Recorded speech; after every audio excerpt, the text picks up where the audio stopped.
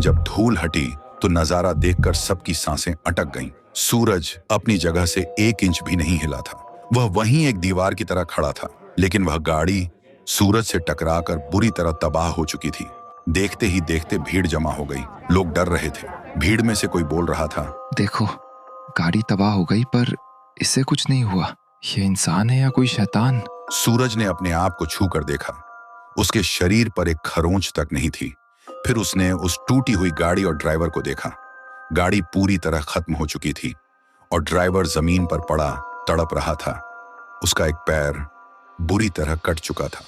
तब सूरज को पहली बार अपनी ताकत से डर लगा। वह मन ही मन सोच रहा था, अगर मैं नॉर्मल इंसान होता तो शायद मैं हवा में उड़ जाता और ड्राइवर बच जाता। लेकिन मैं इतना मजबूत हूँ कि मेरी मजबूती की वजह से गाड़ी तबाह हो गई और एक इंसान की जिंदगी बर्बाद हो गई। अब लोग उसे मॉन्स्टर की तरह घूर रहे थे और उनकी बातें सूरज के कानों में गूंज रही थीं। उस पल उसे एहसास हुआ कि वह कोई आम इंसान नहीं। अब उसके दिमाग में बस एक ही सवाल था, आखिर मैं हूँ कौन? एक इंसान या एक जानलेवा हथियार? ये सोचते सोचते वह भीड़ को चीरते हुए वहां से निकल जाता है।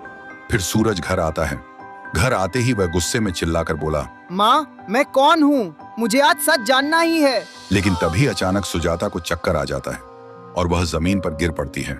सूरज घबरा जाता है। उसे लगता है उसकी बात सुनकर माँ की तबीयत बिगड़ गई। फिर डॉक्टर को बुलाया जाता है। चेकअप के बाद डॉक्टर धीरे से बोलता है, सूरज, तुम्हारी माँ कैंसर की आखिरी स्टेज में है। अब ज्यादा वक्त नहीं बचा। ये सुनते ही सूरज सुन्न रह जाता है। फिर रात हो जाती है। सूरज अपनी माँ के पास बैठा होता है और फूट फूट कर रो रहा होता है। माँ, मुझे नहीं जानना सच। मुझे नहीं जानना मैं कौन हूँ। तुम्हारे बिना मेरा कोई नहीं है माँ। मुझे छोड़कर मत जाओ। तभी सुजाता कांपते हुए धीरे से उठकर बैठती है और कमजोर आवाज में कहती है, बेटा, लगता है मेरा वक्त अब खत्म होने वाला है। तू हमेशा पूछता था ना, तेरा बाप कौन है और तू सबसे अलग क्यों है? तो सुन।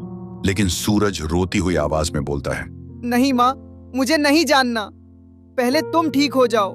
लेकिन सुजाता फिर भी कहती है, नहीं बेटा, अगर आज नहीं बोला तो तू जिंदगी भर इस दर्द के साथ जिएगा कि तेरा बाप कौन है और तू क्यों सबसे अलग है। और फिर सुजाता ने अपने सीने में 46 सालों से दबा हुआ सच बताना शुरू किया। 46 साल पहले की बात है बेटा। एक दिन मैं अकेली गांव के बाहर जंगल में लकड़ियां लेने गई थी। जंगल गहरा था, हवा बिल्कुल शांत थी। तभी अचानक